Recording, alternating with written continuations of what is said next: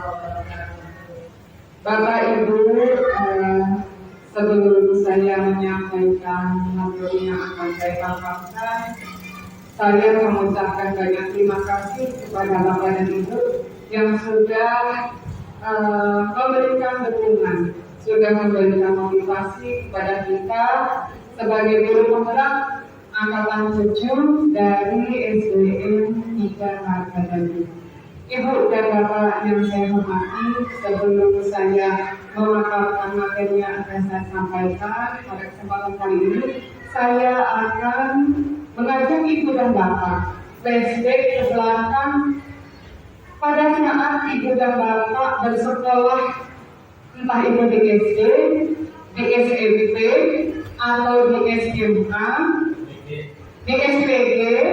Apakah Bapak dan Ibu pernah mengalami hal yang sulit atau dalam bangsa kita itu dalam posisi yang gagal, ya, identitas gagal? Apakah Ibu dan Bapak pernah mengalami atau pernah mengalami bermasalah atau bertengkar dengan teman? Pernahkah Ibu mengalami itu dan apa yang terjadi setelah Ibu dan Bapak mengalami hal tersebut? Maka saya meminta pendapatnya barangkali punya Bu Haji Itik. Pernah mengalami barangkali permasalahan ya Bu ya? Oh, bukan masalah. Baik, saya coba ini sesuai tidak dengan permasalahan. Bismillahirrahmanirrahim. Ibu, ketika saya SD, saya pernah memiliki wali kelas yang sangat disiplin. Ketika itu menerapkan ke anak-anak untuk yang menulisnya belum rapi, tidak rapi, Bapak Guru itu memberikan hukuman yaitu dengan mencubit pinggangnya sampai anak itu menangis karena sakit. Tapi dampaknya setelah itu dengan berjalannya waktu akhirnya menulisnya bisa rapi. Seperti itu aja. Hanya permasalahan atau bukan ya seperti itu ya? Ya seperti itu. Itu saja yang pernah saya alami. Tapi kalau ketika SPG hukuman yang diberikan oleh guru itu yang namanya Pak Sudri, ketika waktu sholat, saya kebetulan sekolahnya SPG-PGRI, waktu sholatnya itu tidak boleh melebihi waktu asar, kayak waktu istirahat. Ketika lebih dari waktu istirahat, mendapat sanksi. Ini pengalaman saya ya Bu, membawa batu bata sebanyak 25 biji. Gitu, permasalahan seperti itu waktu dulu. Ya, terima kasih. Terima kasih Bu Haji Itik. Barangkali dari Pak Samsuri, dari bapak-bapaknya, barangkali pernah Pak Samsuri pada saat sekolah dulu pernah dihukum gitu dengan guru, Bapak? Sudah saya dulu. Iya. Ya, Assalamualaikum warahmatullahi wabarakatuh. Terima kasih pada Bu Haji yang sebagai guru. Saya merasakan itu pada saat dulu saya masih SD. Memang dulu dengan sangat berbeda berjalannya pendidikan itu. Kalau dulu mungkin sama persis sama kejadian bagi dia juga sama. Yang namanya angkat itu kalau istirahat itu nambah waktu. Sebelumnya begitu istirahat masuk. Nah kebetulan saya dengan kakak mereka itu kelas 3 saya masih main bola di lapangan bola. Nah, pas begitu masuk, kebetulan mungkin dengan selalu ini orang dulu tuh berdiri di depan pintu sambil legal itu pernah satu persatu ya tampar lagi itu. Itu bagaimana ya? Ya itu perjalanan pendidikan dulu beda dari sekarang. Kalau sekarang kan ya bermanfaat. Berbicara secara ilmiah masalah. Tapi cuma kesalahan saya sebagai murid, ya karena tidak disiplin. Saya sudah mulai belajar masih di luar sekolah. Itu permasalahannya. Tapi bagi saya itu ya malah saya dimarahi sama orang tua itu. Jadi apa istilahnya tindakan guru itu memang diberhentikan oleh orang tua. Ya pada saat itu aja yang saya alami. Kenangan saya masih enggak. Ya. Tapi masih hidup dunia sekarang. Ya, iya masih. Ada alhamdulillah saya ya termotivasi lah. Ya, terima kasih Bu Haji Fikriah dan Mas Samsuri yang telah menceritakan pada saat sekolah dulu ya Ibu dan Bapak ya. Sedikit saya ingin bercerita tentang pengalaman saya juga sekolah dulu. Mungkin pada saat saya sekolah dengan sekarang saya menjadi seorang pendidik, sepertinya menulis Latin itu dianggapnya sulit ya Ibu Bapak. Sampai sekarang sepertinya seperti itu ya. Pada saat itu saya kelas 2 SD diminta mengerjakan tugas PR ya tugas rumah, mengerjakan nulis Latin. Saya paling bosan suruh nulis Ibu Bapak. suruh nulis itu males gitu ya.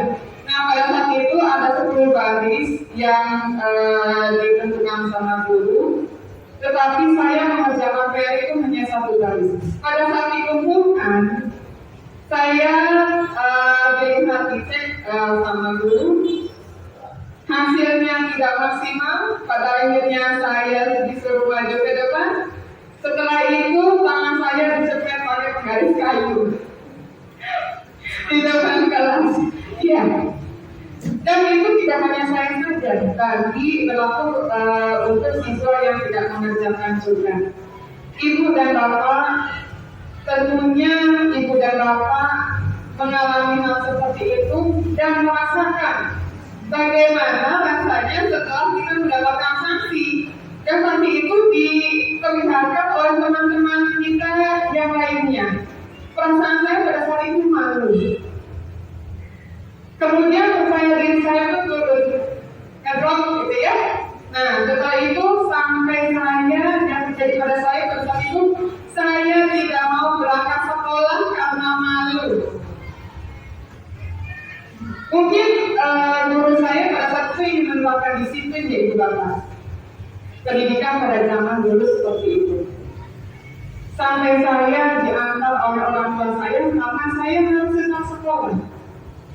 Tetapi sampai hari ini hukuman itu masih tetap teringat yang sudah diberikan oleh guru. Ibu dan Bapak, pada saat kesempatan kali ini saya ingin menyampaikan tentang salah satu program disiplin positif, yaitu segitiga restitusi. Apa itu Ibu, Bapak segitiga restitusi? Segitiga restitusi itu adalah merupakan suatu dialog yang dilakukan oleh guru, baik itu orang tua dengan siswa. Apa yang diharapkan dari dialog itu? Agar kita lebih mandiri dan lebih bertanggung jawab. Ibu dan Bapak yang hebat, restitusi itu sendiri dikembangkan oleh pakar pendidikan, yaitu Dayan Gosen, berdasarkan teori kontrol Dr. William Lesner. Ibu dan Bapak, sebelum Ibu dan Bapak mengira-kira seperti apa sih restitusi itu gitu ya? Karena restitusi ini baru atau ada beberapa sekolah yang menerapkan posisi kontrol itu gitu ya. Belum semuanya. Setelah ini mudah-mudahan kita bisa melaksanakannya Ibu Bapak ya. Sebelum kita ke materi selanjutnya, Ibu dan Bapak, ada baiknya kita akan melihat tayangan video yang akan saya berikan pada kali ini. agar ibu dan bapak bisa melihat proses restitusi itu seperti apa.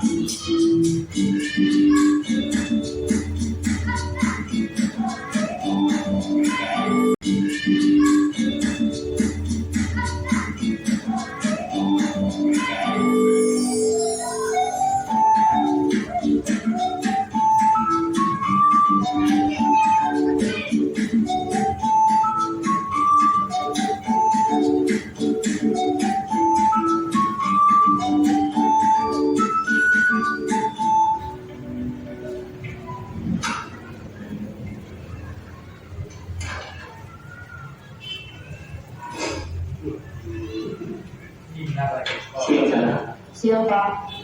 sudah lama gak ketemu Sarah? Kenapa hari ini ada di sini? Kesel Pak, kesel banget. Masa aku dikatain tukang fitnah Pak? Ya aku marah Pak. Aku dari dikatain Eka di depan kelas. Kesel banget. Oh begitu. Ya pasti kamu marah dan kesal. Bapak juga akan marah apabila ada yang menuduh Pak seperti itu. Kemudian pada saat itu kamu melakukan apa? Ya saya harus ngatain Eka Pak. Kesel banget. Saya bentak-bentak dia depan teman-teman lain. Oh begitu. Pasti kamu melakukan seperti itu karena satu alasan tertentu kan? Iya Pak, masih saya diam saja Pak. Ya saya bela diri lah. Masa saya dituduh tukang fitnah? Ya wajarlah. Mempertahankan harga diri itu sesuatu yang penting buat kamu. Beruntung kamu tidak bertindak lebih gegabah lagi. Hanya membentak-bentak. Iya Pak. Untung saya masih bersabar dan hanya membentak saja. Sudah tunggu sekarang Pak. Saya pasti bela diri lah. Ya pasti ya. Tapi kamu memilih untuk tetap bertahan dan bersabar. Kamu memilih untuk tidak berbuat lebih parah lagi. Iya. Nah, sekarang coba kita lihat lagi tindakan kamu yang bentak-bentak Eka di kelas. Tindakan kamu itu kira-kira sesuai dengan keyakinan kelas atau prinsip kamu tidak? Enggak lah Pak. Capek Pak jadi pemarah. Jadi keyakinan atau prinsip mana yang kurang sesuai dengan keinginan kamu? Ya saya sebenarnya sangat menghargai orang lain. Mungkin saat itu saya menjadi emosi. Jadi tidak menunjukkan sikap itu. Kamu meyakini tidak? Menghargai orang lain itu penting buat kamu. Yakin lah Pak. Iya, setuju. Kita harus saling menghargai. Namun ada juga keyakinan yang kita sepakati yang perlu kita jalankan apabila kita sedang marah, bukan? Ya saya bisa lebih proaktif. Mulai dengan diri sendiri. Saya bisa jadi lebih bersabar, mengambil waktu jeda untuk berpikir mau apa selanjutnya. Kira-kira kamu bersedia memperbaiki masalah ini tidak? Bersedia Pak. Kalau kamu memperbaiki masalah ini, kamu akan menjadi orang seperti apa? Saya akan menjadi orang yang bertanggung jawab kali ya Pak. Dan senantiasa proaktif. Iya. Menurut kamu, bagaimana rasanya menjadi orang seperti itu? Ya nyaman lah. Bangga bisa bersabar dan menahan diri. Baiklah kalau begitu. Yuk kita pikirkan bagaimana memperbaiki masalah ini.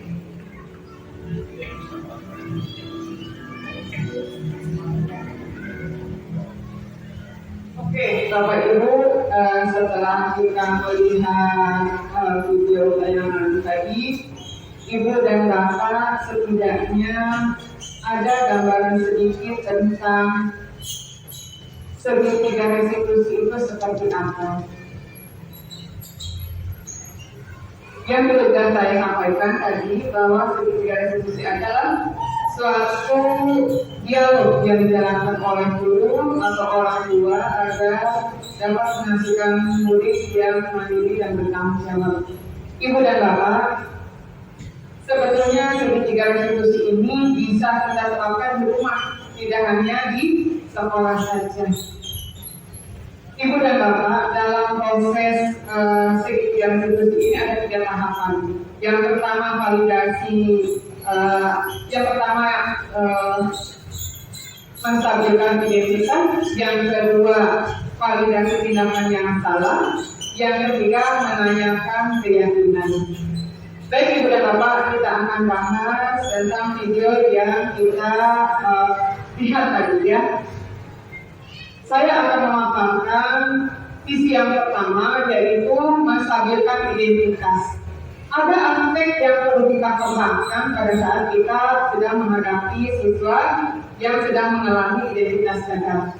Apa saja? Yang pertama, berdasarkan prinsip membuat kesalahan adalah bagian dari proses pembelajaran. Yang kedua, berperan menggeser identitas murid dari identitas gagal ke identitas sukses. Yang ketiga, jangan mengkritik murid yang sedang mengalami identitas gagal. Ibu dan Bapak, dengan mengubah paradigma kita yang dulu dihukum tanpa harus tahu dulu masalahnya seperti apa, sekarang kita sebagai pendidik dengan mengikuti zaman era sekarang, kita harus mengikuti posisi kontrol, yaitu dengan menerapkan yang ini, Ibu dan Bapak, agar kita lebih memahami keinginan siswa seperti apa, kebutuhan siswa seperti apa, agar kita lebih humanis hubungan kita memandang orang, gitu ya, hubungan sosial kita antara guru dengan murid, gitu ya Bu. Kemudian ada pertanyaan-pertanyaan yang bermakna yang perlu kita sampaikan kepada siswa saat kita melakukan dialog. Di antaranya, satu, membuat kesalahan sesuatu yang wajar. Yang kedua, manusia tidak ada yang sempurna. Yang ketiga, kita bisa memperbaiki masalah ini. Yang keempat, saya tidak menanyakan kesalahannya, tetapi fokus memperbaiki masalah ini. Yang kelima, apakah saat ini kamu telah menjadi orang yang baik untuk dirimu sendiri? Itu pada sisi yang pertama. Baik Ibu dan Bapak, kita lanjut ke sisi yang kedua.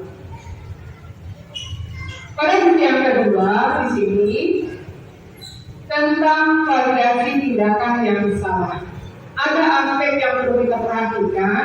Yang pertama, berdasarkan prinsip setiap perilaku berupaya memenuhi suatu kebutuhan tertentu. Yang kedua, guru akan menggeser dari pemikiran stimulus respon menjadi proaktif.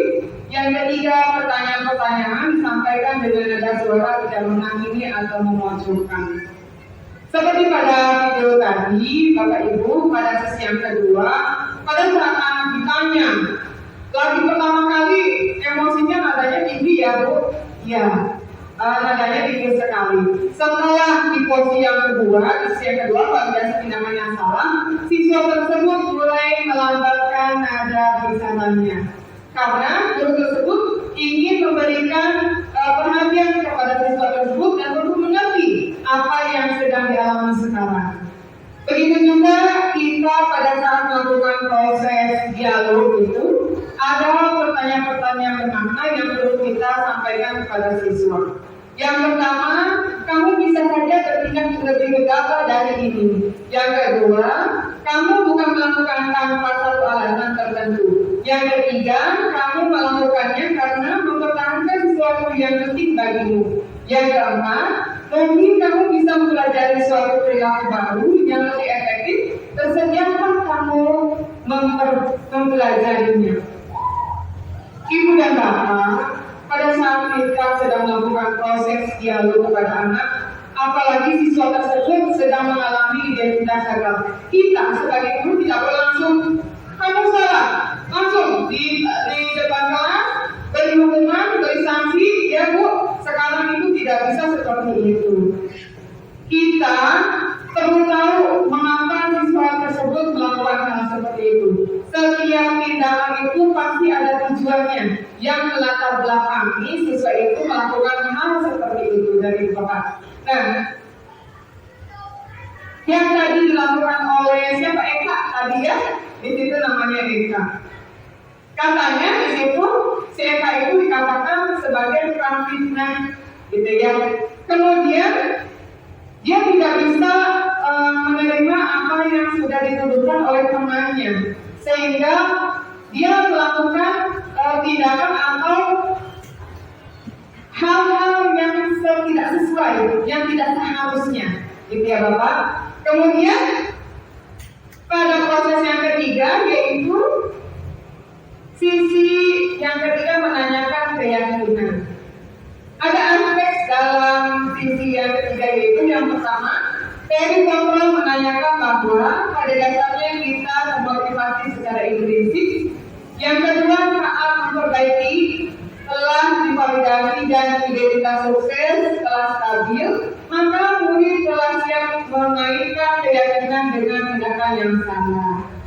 Ibu dan Bapak, pada sisi yang ketiga ini, kita sebagai seorang pendidik perlu mengajar komunikasi kepada siswa kita, agar siswa kita yaitu memahami, ingin coba untuk membantu saya dalam menyelesaikan masalah yang sedang dihadapi. Karena posisinya sebagai manajer, merubah identitas gagal pada siswa menjadi identitas yang sukses. Ibu dan Bapak. Kemudian, yang terpenting adalah menanyakan keyakinan kelas. Karena di situ ada nilai-nilai yang perlu kita hargai. Setiap keyakinan kelas, anak-anak memberikan pendapatnya yang semuanya disepakati oleh bersama. Contohnya seperti ini, Ibu Bapak. Pada saat di awal pembelajaran, kita membuat keyakinan kelas. Bisa diterapkan di kelas 1 sampai kelas 6, tetapi kelas 1 sampai kelas 3 tentunya perlu ada bimbingan dari guru, gitu ya. Kelas 4 sampai kelas 6 sudah bisa untuk menentukan apa nih kira-kira keyakinan kelas yang akan kita sepakati bersama. Ibu dan Bapak perlu diketahui, peraturan atau keyakinan kelas itu berbeda. Kalau peraturan itu dibuatnya oleh sekolah, gitu ya Ibu Bapak, dan harus dipatuhi oleh seluruh siswa. Begitu juga dengan guru. Tetapi untuk keyakinan kelas itu berbeda. Siswa yang membuat sendiri, sehingga siswa tersebut bisa menyepakati apa yang telah mereka buat, seperti Ibu gitu ya Pak. Kemudian di sini ada nilai-nilai yang perlu ditanyakan kepada siswa. Yang pertama, sebagai keluarga atau kelas, apa yang kita yakini? Di sini kok sebagai keluarga.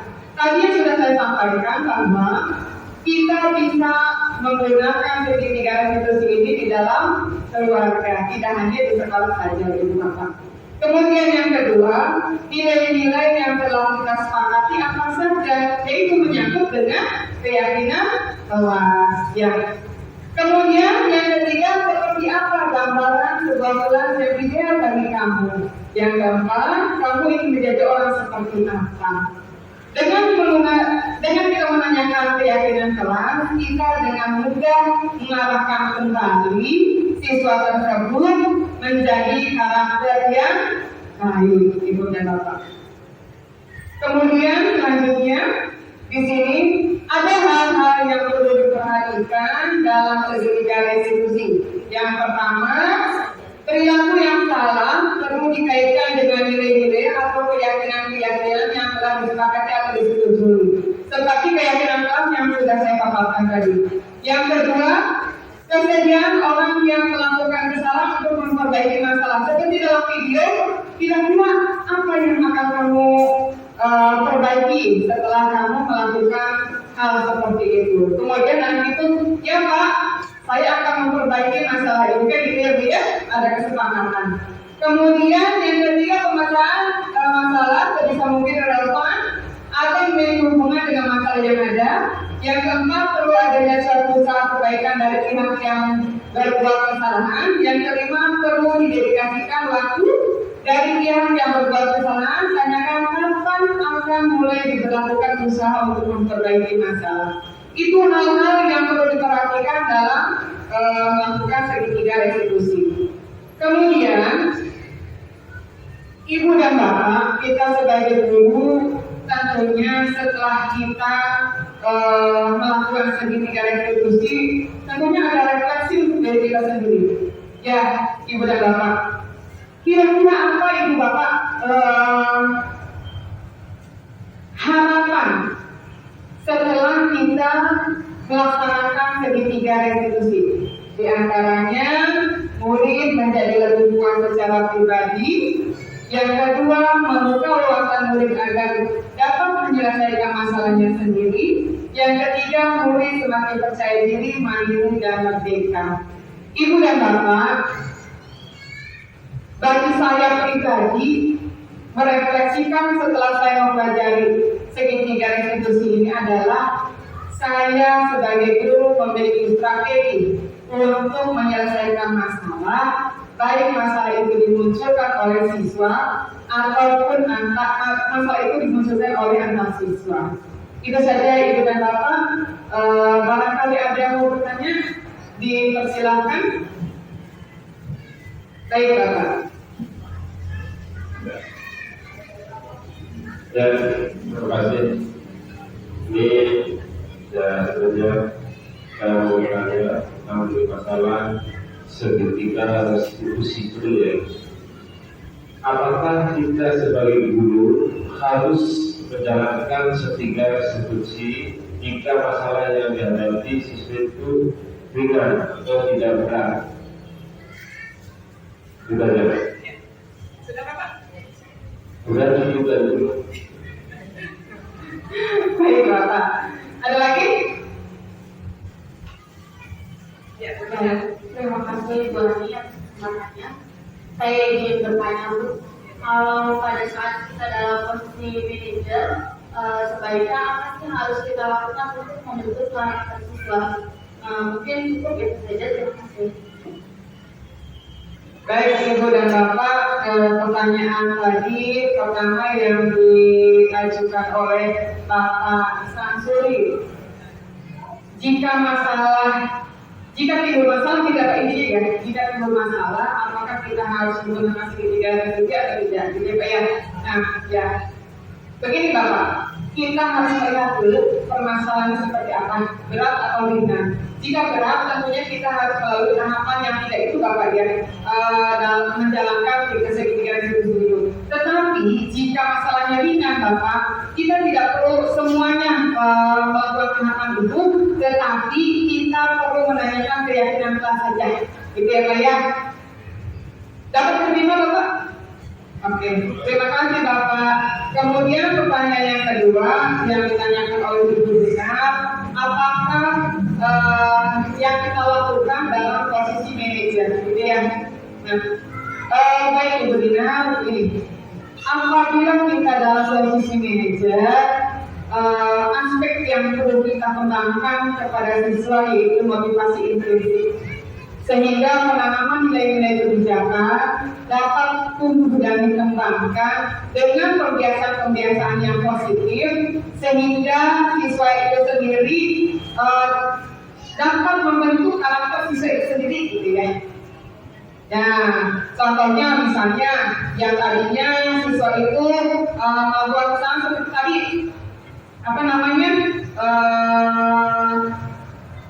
di video tadi itu dikatakan tentang fitnah, katanya gitu ya.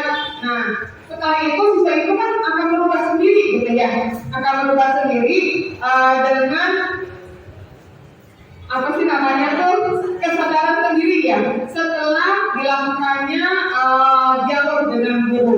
Yang pada akhirnya dengan sendirinya siswa itu perlu berpikir sendiri, oh ya ternyata saya salah gitu, sehingga dengan sendirinya muncul gitu ya budaya-budaya positif dalam dirinya sendiri. Jadi motivasi di situ kan aspek yang perlu dikembangkan adalah motivasi intrinsik. Motivasi intrinsik itu adalah tidak ada dorongan dari luar, tetapi muncul dalam dirinya sendiri, gitu. Seperti dalam video yang tadi bahwa, oh iya Pak, saya akan merubah diri saya sendiri karena orang kemarin itu sampai katanya gitu ya, alasannya seperti itu. Contoh lagi, motivasi intrinsik itu seperti ini. Ada sebuah motor, misalnya konser gitu ya benar. Kemudian siswa tersebut, aku mau nonton konser. Karena saya harus punya foto nih untuk memperlihatkan kepada teman-teman saya, gitu kan ya. Nah, itu muncul dalam dirinya sendiri, seperti itu. Atau misalnya ada event perlombaan, saya harus ikut perlombaan itu, karena saya harus memiliki prestasi. Jadi motivasi intrinsik itu keluar atau muncul dalam dirinya sendiri. Begitu Bu Dina, bisa diterima? Ya, terima kasih kepada Bapak dan Ibu. Semuanya cukup sampai di sini yang perlu saya sampaikan. Kurang lebihnya saya mohon maaf. Di sini saya tidak bermaksud untuk menggurui, tetapi tetapi hanya berbagi ilmu. Semoga setelah ini kita bisa bersama-sama untuk memperbaiki cara penyelesaian masalah di sekolah agar bisa mewujudkan karakter siswa yang lebih mandiri dan bertanggung jawab. Terima kasih. Kurang lebihnya mohon maaf. Wassalamualaikum warahmatullahi wabarakatuh.